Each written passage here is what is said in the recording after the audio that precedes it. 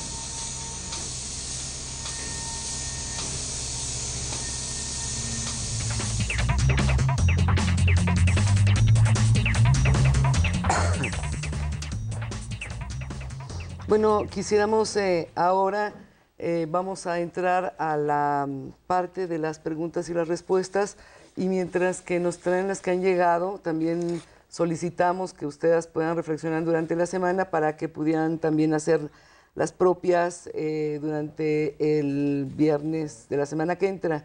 Y quizás podríamos retomar algunas que han surgido a lo largo de este tiempo que ya lleva el programa de Construyete y de la experiencia que hemos tenido en GEM con los papás y las mamás, con los alumnos y las alumnas. Y me parece que una de las primeras preguntas que hacen los maestros y las maestras es, ¿tenemos permiso o tenemos que tener el permiso de los papás y las mamás para poder incluir dentro de la escuela el tema de sexualidad? Y les diríamos, como hemos respondido en otras ocasiones, es que ustedes no piden, o los maestros, las escuelas, las maestras, no piden permiso para dar matemáticas. Es una tarea formativa, es valorada y se ve importante para el desarrollo cognitivo de las y los alumnos por su futuro próximo a entrar a la universidad o a un trabajo. Sin embargo, vemos que también la parte de todos aspectos que tienen que ver con la persona y su relación con las demás personas, que es una de ellas la sexualidad, como otras que tienen que ver con construir, no pedimos permiso. Sin embargo, creemos que en este momento es una tarea formativa. Entonces, insistimos, sacar a la sexualidad del tema de lo oscuro y del tabú, quiere decir situarlo precisamente, situarlo en el espacio educativo y de la responsabilidad, como decía Mónica, de la responsabilidad que tenemos como todos y todas, pero particularmente las escuelas, de poder brindar más elementos y otras formas de abordar esta temática con ellos y ellas. Estamos convencidas, estamos convencidos de que si en la medida que abordemos estos temas que son de interés para los jóvenes y las jóvenes, es que en ese momento podríamos realmente poder construir otras alternativas y no regresar al ámbito de poder dar una educación que es prohibitiva nada más y no verdaderamente a la altura y la demanda que tienen los y las jóvenes. Entonces vamos a dar, si quieren, Mónica, ¿podrías empezar con la pregunta que se ha dado? Sí, es una pregunta que viene de Ensenada. Pregunta, ¿cómo hablar con las y los jóvenes sobre sexualidad sin prejuicios? Y pues es una pregunta interesante, porque pues sí vivimos en una sociedad donde la sexualidad está cargada de prejuicios. Ahí crecimos, aprendimos los prejuicios y realmente los repetimos como docentes también, ¿no? Entonces, por eso se vuelve una gran responsabilidad trabajar primero, pues primero con la concepción que tengo de las y los adolescentes, ¿no? Como revisar cómo me relaciono con ellas y ellos, y también hacer una revisión pues profunda de cómo concibo la sexualidad, de cómo vivo mi sexualidad, de mis prejuicios. Puede parecer como una gran tarea hacer todo esto para poder educar en sexualidad. Sí, sí puede ser una gran tarea, pero la verdad es que reditúa mucho también a nivel personal poder hacer esta revisión, ¿no? No es solo una revisión para dar educación de la sexualidad, sino poder hacer una revisión de mi sexualidad, pues va a ayudar muchísimo pues a mi persona y después a poderlo transmitir, ¿no?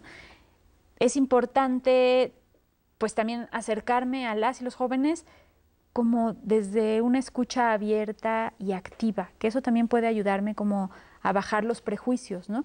No desde entrada, desde percibirlos como personas que no saben lo que quieren o que están ejerciendo el libertinaje, ¿no?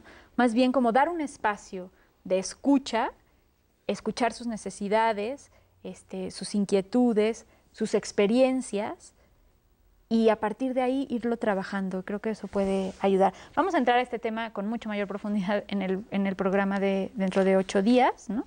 Pero bueno, así como de manera muy general podríamos decir eso. Gracias, y Sí. también podrías. Aquí hay dos que será muy importante poder compartir con ustedes estas ideas básicas y que después podemos profundizar uno. ¿De qué manera podemos ayudar a un adolescente cuando no tiene definida su preferencia sexual? Pues una manera, la primerita a la que les convocaríamos es que ustedes puedan escucharnos, leer y ver esto que les estamos diciendo. Abrirnos a tratar de entendernos y de vernos, que la heterosexualidad no es la única manera de vivir y de relacionarnos con las otras personas, que hay otras maneras, desde otros lugares, desde otros espacios, desde otras emociones y sentimientos, en donde podemos querer y podemos tener que poder abrirnos a entender que a ese adolescente que tengo enfrente, si no tiene clara su preferencia sexual, ¿qué pienso yo de esa preferencia sexual que está frente a mí? Me está hablando un chavo, a ustedes se acerca un chavo a decirle, ¿sabes qué? Que no sé qué conflictos me trae el ser heterosexual. No nos llegan con esas preguntas, me imagino que a ustedes les llegan, y que ante eso es lo que tendremos que poder estar abiertas, que todas las instituciones educativas tendríamos que poder tener muy claro el derecho a no discriminar, el derecho a poder entender y vernos como personas completas, no como enfermo, no como una posibilidad en donde algo te pasó tan terrible en la vida que te volviste o te enfermaste. O sea, todas esas cosas y mitos que ojalá podamos después poder profundizar, pero de entrada es la idea de entender que esa persona que tengo enfrente es eso, una persona sujeta de derechos, a la cual yo tengo la obligación, si estoy participando en este sistema educativo, de escucharla, de verle, de entenderle y de decirle, puedo no estar de acuerdo, o a lo mejor poder ser y verme a mí misma o a mí mismo y decir, yo no tengo claro, o yo sí tengo, y tengo prejuicios, tengo mitos y tengo creencias religiosas o filosóficas que me dicen que la verdad y la única opción, entre comillas, normal y sana es la heterosexualidad. Si eso creo yo, de entrada, cuando una chava o un chavo se acerquen a mí, le voy a decir que está mal.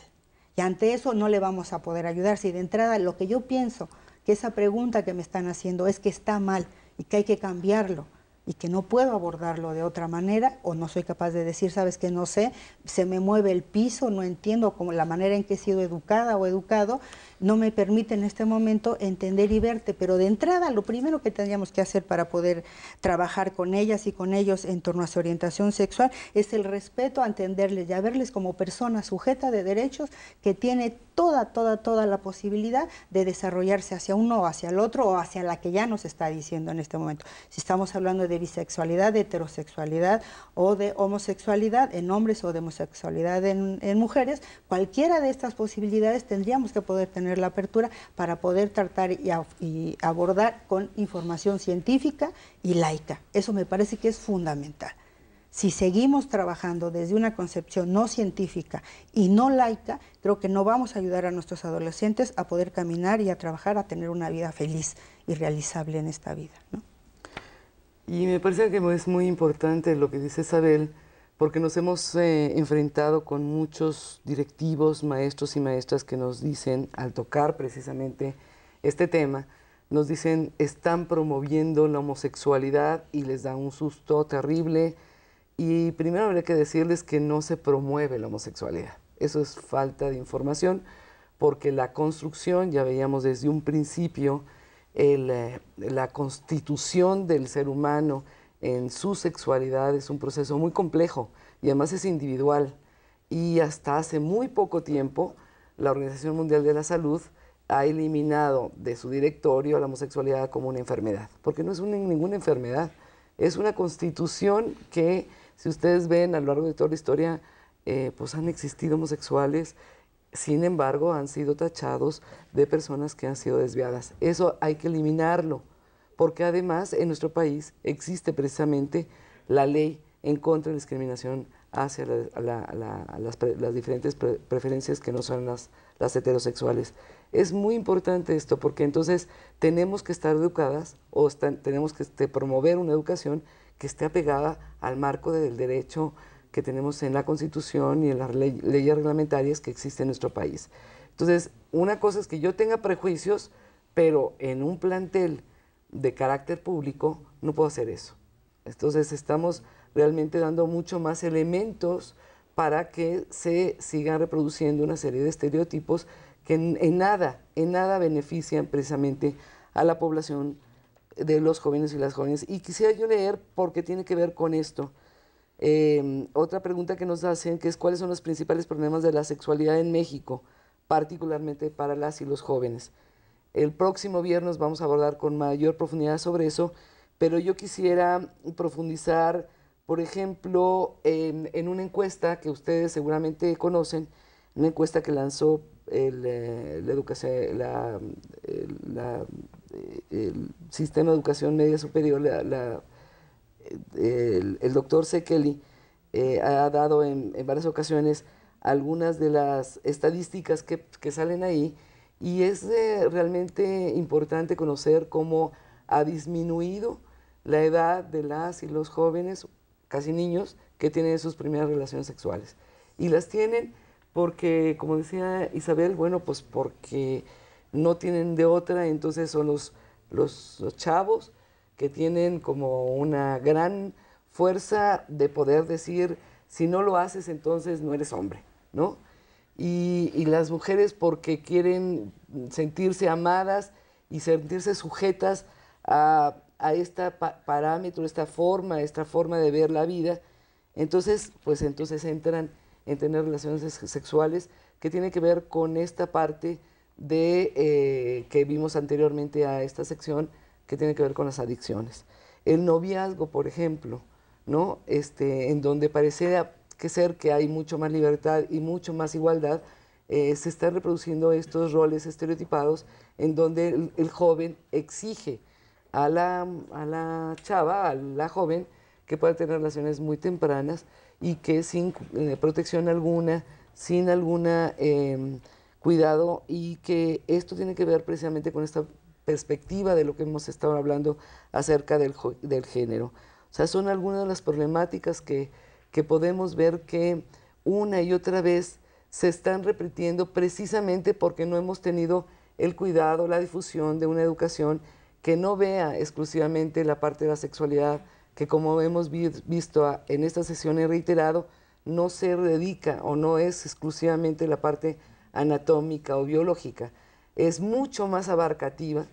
Como ustedes verán, los problemas que pueden surgir de no tener en cuenta un aspecto mucho más amplio, que es toda la parte de las emociones, toda la parte del erotismo, toda la parte de género, toda la parte que tiene que ver con los cuidados del cuerpo y toda esta parte corporal que muchas veces lo manifestamos nuestra sexualidad de una manera distinta y que no se acepta porque está dentro de los parámetros que son castigados. En las escuelas tenemos que ser como muy abiertas a informarnos, no solo informarnos, sino también estar abiertos de cómo se reproducen estos estereotipos, estos problemas, porque de lo contrario, pues entonces surgen el problema de los embarazos adolescentes como una de las problemáticas que también vamos a abordar.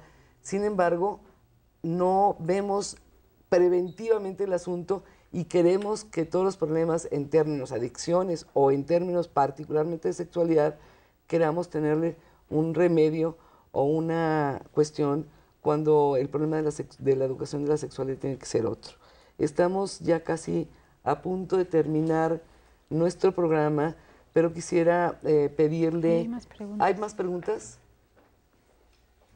¿Puedo decir algo? Sí, me gustaría que pudiera también comentar. Hay una parte aquí importante que me parece que tiene que ver con las posibilidades de analizar y poder ver que las preguntas que yo puedo permitir hacerme y que le puedo permitir al otro o a la otra hacerse tiene que ver, y aquí mencionaban qué tiene que ver con las familias. Creo que también es algo muy importante que podamos ver que no hay que seguir hablando de la familia, hay que hablar de las familias.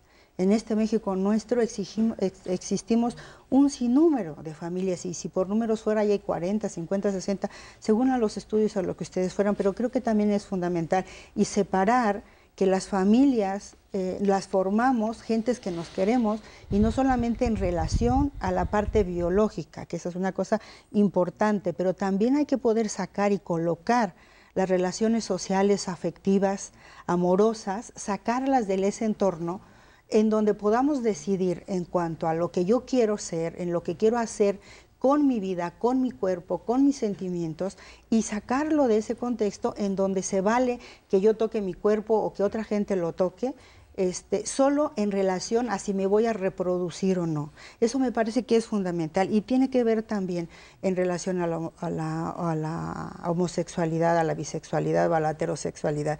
Si las relaciones que promovemos tiene que ver con que la pareja es la mitad del otro o de la otra, estamos reproduciendo una idea de que yo soy una gente incompleta y que solo me completo con el otro o la otra. La heterosexualidad, que es la que rige mayoritariamente patrones de conducta en nuestra sociedad, diría que si no tengo a un hombre conmigo no soy nada.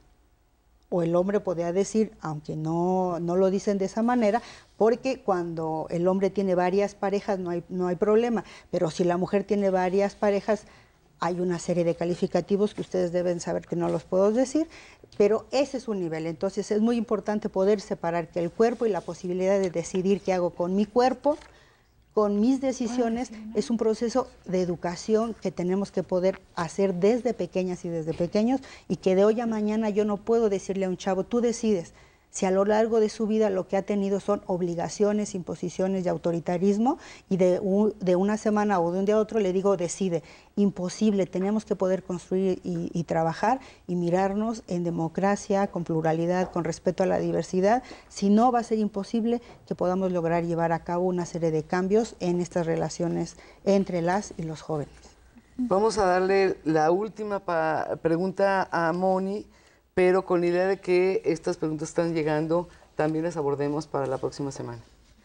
Sí, es una pregunta que dice, ¿es importante una formación ética y moral en la adolescencia? Y bueno, también es una pregunta reiterada en el tema de sexualidad. Y decimos, por supuesto que es importante que los valores estén presentes en la educación de la sexualidad. Ahí entramos en un conflicto porque, bueno, ¿cuáles valores? ¿Mis valores? ¿Los valores de Malú? O sea, ¿los valores de quién? Pues entonces podríamos entrar en grandes discusiones, pero bueno, hay personas importantes que han entrado en estas discusiones a lo largo de todos los años, y estos valores quedan definidos dentro de los derechos humanos. Entonces, ¿qué ética y qué moral rige la educación de la sexualidad? Pues es la moral basada en los derechos humanos. Ahí está traducida pues todos estos valores y toda esta moralidad necesaria, ¿no?